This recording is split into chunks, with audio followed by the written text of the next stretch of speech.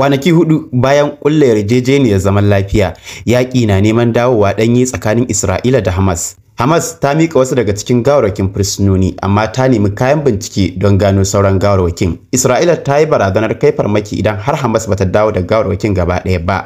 Trump ya ce zai goyi bayan Isra'ila idan Hamas ta karya yarjejeniyar. A wani labarin kuma za ku ji cewa Ahmad al-Shara, sabon shugaban Siriya, tsohon ɗan tawaye, yanzu yana ziyara a Rasha, ƙasar da ta goyi bayan abokin hamayyarsa wato Bashar al-Assad. Yana neman tallafi da kuma hannun jarin Rasha don gina ƙasar da kuma mayar da al-Assad Siriya don ya fuskanci hukunci. A madadin haka kuma Rasha tana so ta ci gaba da riƙe sansaninta na Tartus.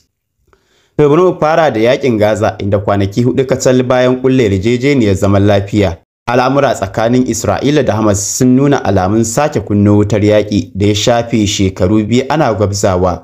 Hamas ta mika gawarwakin wasu daga cikin fursunonin Isra'ila, tana mai cewa ba za ta iya gano sauran gawarwakin ba sai an samar da na'urorin bincike na musamman, lamarin da ya jawo martani mai zafi daga Isra'ila. Ministan tsaron Isra'ila Israel Katz ya fitar da gargaɗi mai tsanani cewa idan Hamas ta kasa dawo da gawarwakin fursunonin da suka mutu, to fa sojojin Isra'ila za su dawo da kai farmaki a Gaza. Ofishin ministan ya kuma bayyana cewa Isra'ila za ta yi aiki tare da Amurka wajen tabbatar da cikakkiyar nasara kan Hamas.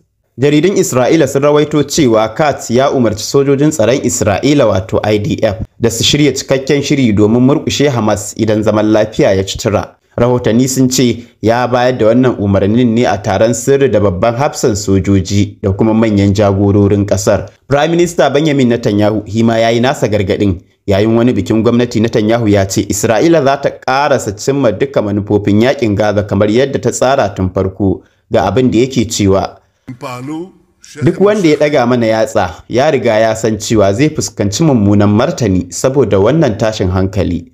Mun ƙudiri aniyar kammala samun cikakkiyar nasara wadda za ta shafi rayuwarmu tsawon shekaru masu zuwa. Netanyahu ya kuma jaddada cewa Isra'ila ba za ta huta ba har sai ta dawo da duka fursunonin da suka rage, ko da kuwa gawarwaki ne. A matakin farko na yarjejeniyar zaman lafiya, Hamas za ta dawo da gawarwakin fursunoni 28, yayin da Isra'ila ta tabbatar da dawo da gawarwaki 9 ne kacal. Ɗaya daga cikin kuma waɗannan gawarwaki ba sa da alaƙa da fursunonin Isra'ila. A sabon matakin kuwa, Turkiyya ta tura masana aikin ceto 81 zuwa Gaza. Daga cikinsu akwai waɗanda za su taimaka wajen nemo gawarwakin fursunonin da ke ɓoye a buraguzan gini. Wannan yarjejeniyar tsagaita wuta da shugaban Amurka Donald Trump ya shiga tsakani wajen cimma ta baiwa Hamas damar sakin fursunoni 20 da ke raye, yayin da Isra'ila ta saki Falasɗinawa kusan 2,000 daga gidajen yarinta. Sai dai a wucewar kowace rana, yarjejeniyar tana ƙara samun rauni. A wata hira da CNN, Trump ya bayyana cewa zai iya ba da izini ga Isra'ila ta sake shiga yaƙi Gaza muddin Hamas ta gaza cika alƙawuran yarjejeniyar.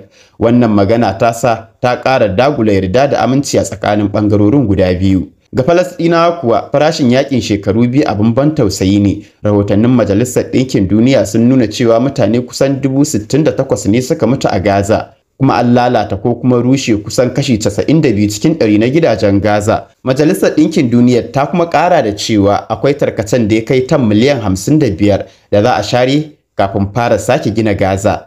A Ramla, Prime Minister Falasɗinu ya ce gwamnatin Falasɗinu za ta yi aiki tare da abokan haɗin gwiwa na ƙasa da ƙasa wajen magance matsalolin sake gina Gaza da kuma tabbatar da tsaro. Ya kuma bayyana cewa Masar na shirin gudanar da taro na ƙasa da ƙasa a watan Nuwamba domin tsara yadda za a gudanar da aikin sake gina Gaza. Ya kuma jaddada cewa za a kula da kudaden tallafi da kuma rarraba taimako ga mabukata.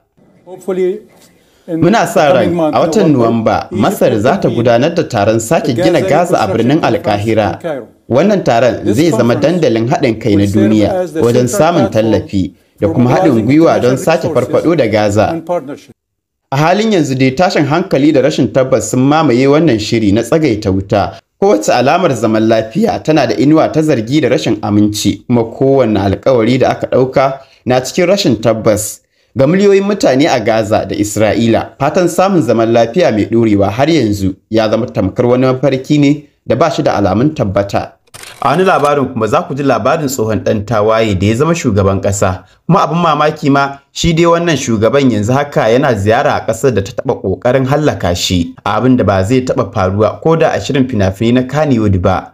Amma yanzu ya faru a duniyar siyasa ta zahiri. Wannan mutum kuwa ba kowa bane face sabon shugaban Siriya Ahmad al-Shara. Yanzu haka yana ziyara a Rasha, ƙasar da ta goyi bayan abokin hamayyarsa a yakin basasar Siriya. Abin tambayar anan shine wane ne wannan abokin hamayyar? Ba kowa bane face tsohon shugaban ƙasa Bashar al-Assad.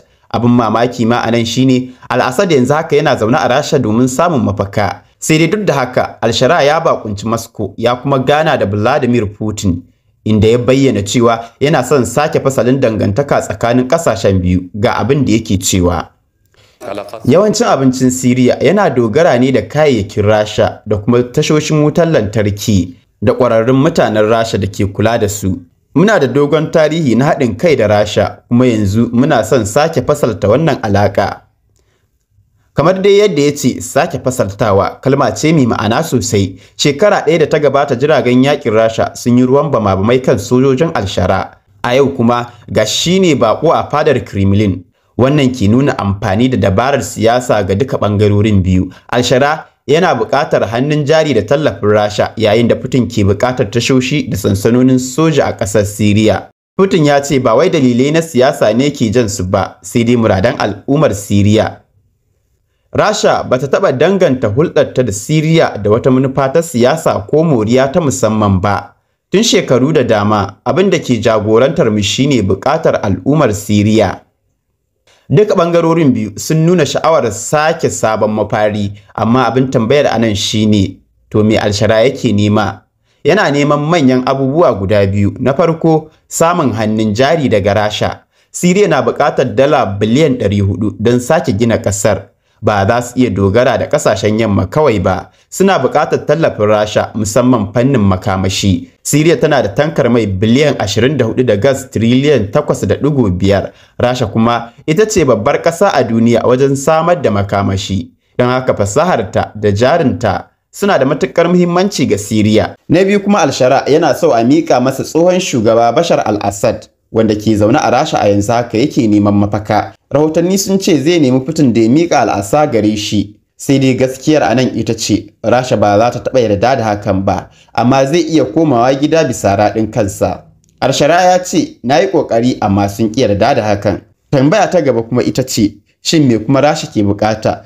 Babbar buƙatar Rasha a nan ita ce ci gaba da kasancewar sojojinta a Siriya. Moscow tana da sansanin jiragen sama a Hmeimim, tana da tashar ruwa a Tartus. Ko da yake ta rage yawan sojojinta, amma har yanzu tana da tasiri a yankin. Abin tambayar anan shine shin al-Shara zai ba wa Rasha damar ci gaba da rike sansanoninta, kuma ko zai ba da izinin faɗaɗa sansanonin? A jawabin da a ranar Laraba ya ce zai girmama duka wasu yarjejeniyoyi da suka gabata. Wannan ko yana nufin amincewa da yarjejeniyar sansanonin soji, wadda take da matukar muhimmanci ga Putin. Siriya ita ce tushen ikon Rasha a yammacin Asiya, kuma Tartus ita ce tashar ruwa guda ɗaya da Rasha ke iko da ita a yankin. Daga Tartus, Rasha tana iya tura kayan yaƙi zuwa Bahar Rum da kuma Afirka ta Arewa.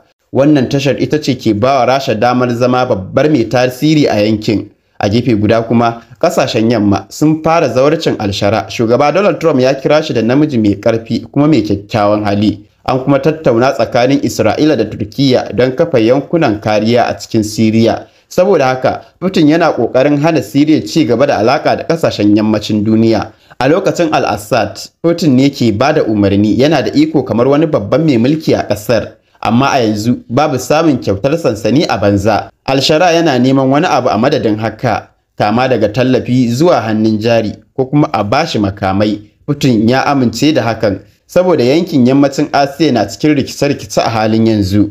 Isra'ila ta riga ta rusa wasu daga cikin ƙungiyoyin Iran a yankin. Ana ƙara matsin lamba kan kafa ƙasar Falasɗinu, kuma Trump yana nuna alamar ƙulla sabuwar yarjejeniyar nukiliya da Iran. Saboda haka duniya tana canzawa cikin sauri, kuma Rasha tana son ta ci gaba da zama mai tasiri a yankin. A takaice dai, wannan labari ne na siyasa da ke cike da rudani, matakai da kuma dabarun diflomasiyya, inda tsohon ɗan tawaye ya zama shugaban ƙasa, kuma tsohon abokin gabarsa ke tarbarsa a cikin girmamawa. Wannan ba labarin fim bane, labari ne na siyasar duniya a zahiri. Kada ku manta ku yi mana like kana ku yi mana subscribe domin ci gaba da samun waɗansu bidiyoyin irin waɗannan. Ni ne naku Sani Yakubu Jahun nake cewa da ku mu haɗa wata sabuwar bidiyon.